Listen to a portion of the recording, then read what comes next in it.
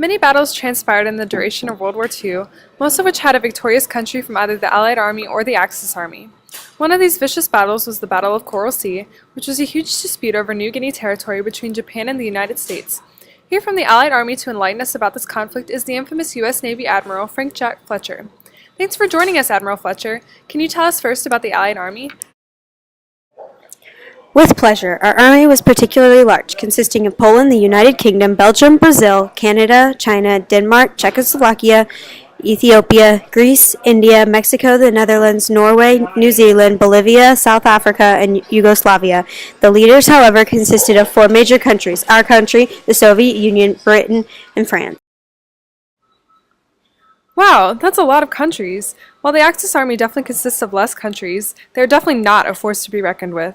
The main countries were Hungary, Romania, Bulgaria, Germany, Italy, and Japan, but Germany, Italy, and Japan were the powerhouse countries of this army.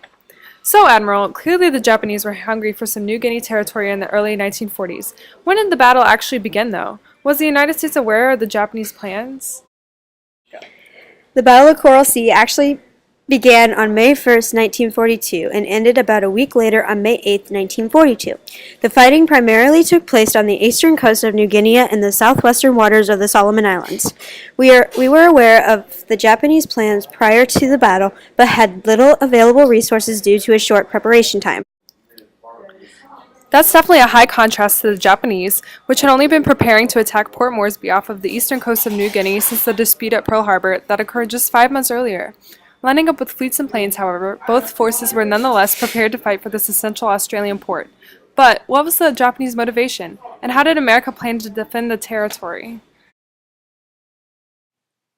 If the Japanese attacks were successful, this would possibly drive Australia out of the war and increase Japan's oceanic empire. We, however, were ready to battle their Axis foes with 2 carriers with 128 planes, 1 light cruiser, 7 heavy cruisers, and 11 destroyers. We planned to counteract the Japanese with their heavy naval force and to prevent a seaborne invasion of Port Moresby. Clearly, the Japanese planned to put up a good fight against their American enemies. Auxiliary aircraft, tankers, 12 transports, patrol boats, a destroyer, a light carrier, a heavy carrier, gunboats, and seaplanes would take the United States by air and sea, testing their strong defenses towards the prized port. So, Admiral Fletcher, what happened in the first few days of the battle? While both forces were prepared to battle for the first 3 days of May in 1942, we mostly spent this time refueling carriers and waiting for battle reinforcements. On the morning of May 4th, however, we launched an air raid on the Japanese invasion force, hoping to slow their progression into Port Moresby. Interesting. With all of that equipment, you would think that both sides would attack the port and each other immediately. But what happened for the remainder of the battle? As the battle progressed into the 5th and 6th of May, the Japanese retaliated with bombings on both American and Australian cruisers, greatly damaging our defenses. When the Australians and Americans retaliated with further bombing on May 7th, however, this caused the Japanese to halt their Port Moresby efforts. Later, on May 8th, both sides continued their incessant battling until they both decided to withdraw from the battle due to heavily damaged military forces.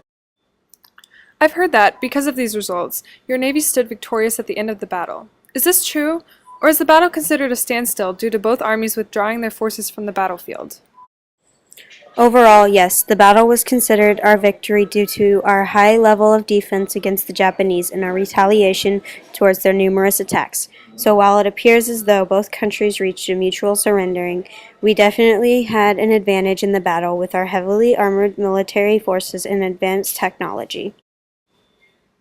This battle may have been a major turning point in World War II for both the Japanese and the Americans, and a defining moment for the Allies' overall victory in this immense war.